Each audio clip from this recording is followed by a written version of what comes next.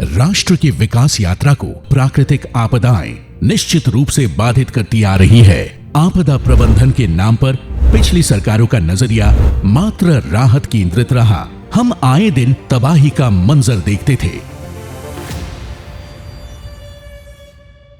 2014 में सत्ता में आते ही प्रधानमंत्री नरेंद्र मोदी ने डिजास्टर रेजिलिएंट इंडिया का लक्ष्य रखा और इस दिशा में सभी के साथ समन्वय कर वर्ष 2016 में राष्ट्रीय आपदा प्रबंधन योजना बनाई। डिजास्टर की आशंका को कम करने का सबसे अच्छा तरीका यही है कि हम सिस्टम में सुधार करें, समय रहते उसे ज्यादा सक्षम बनाएं। इस लक्ष्य को विस्तार देते हुए मोदी सरकार द्वारा जीरो कैजुअल्टी अप्रोच यानी आपदा में एक भी जनहानि ना हो, इस विचार के साथ काम शुरू किया गया है। इसके लिए वर्ष 2019 में कई महत्वपूर्ण नीतिगत बदलाव किए गए, जिसे अब अर्ली वार्निंग सिस्टम के माध्यम से आपदा का पूर्वानुमान कर लोगों को पहले ही आगाह कर दिया जाता है। रिस्पांस फोर्स यानी पहले से तैनात नजदीकी एनडीआरएफ और एसडीआरएफ तुरंत राहत एवं बचाव कार्य करते हैं।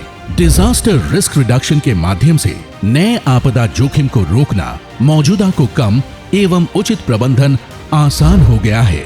समुदाय आधारित आपदा प्रबंधन के माध्यम से लोग अब संसाधन युक्त होकर आपदा से निपटने के लिए तैयार हैं। आपदा राहत फंड के वैज्ञानिक वितरण द्वारा प्रभावित राज्यों को तत्काल राहत पहुंचती है। कुछ साल पहले हमारा दृष्टिकोण आपदा को लेकर राहत केंद्र और रिएक्शनरी था।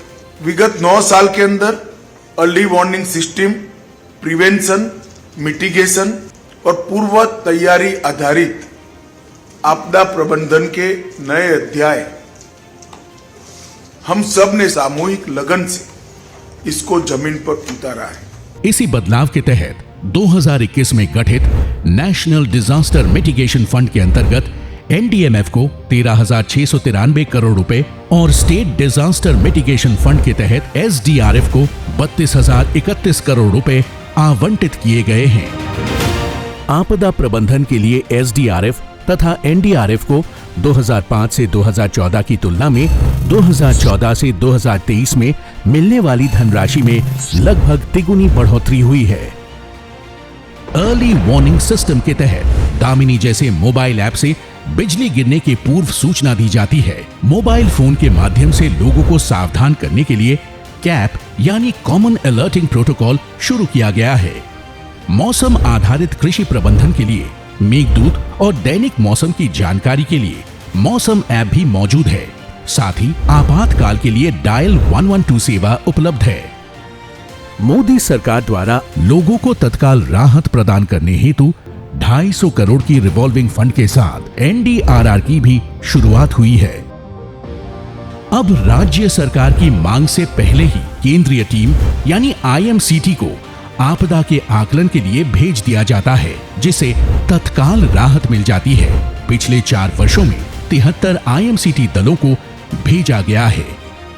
इन बदलावों का ही सुखद परिणाम है कि भारत में चक्रवातों के कारण होने वाले जान माल की नुकसान में लगभग 98% की कमी आई है और लू से संबंधित मृत्यु में भी उल्लेखनीय कमी आई है।